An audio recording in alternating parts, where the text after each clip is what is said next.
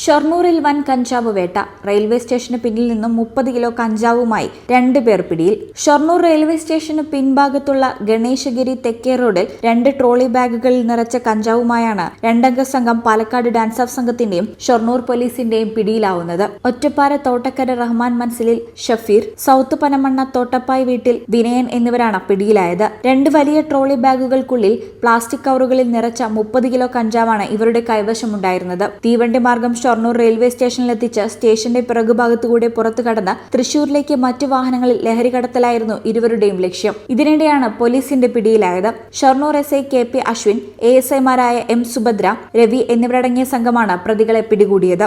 CI V രവികുമാറിന്റെ നേതൃത്വത്തിലാണ് case അന്വേഷണം. ഈ ചാനൽ ഷൊർണൂർ. 15 വർഷങ്ങളായി ഈ തിളക്കം നമ്മെ ഭ്രമിപ്പിക്കുന്നു.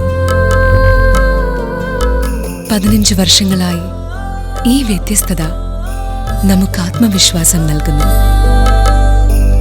15 വർഷങ്ങളായി നമ്മുടെ ആഘോഷങ്ങളിൽ ഈ പാരമ്പര്യവും പങ്കാളികളാണ്.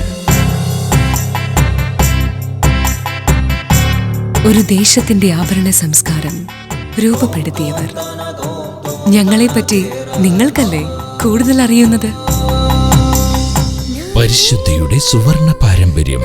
Hayat golden diamonds, Valanchery.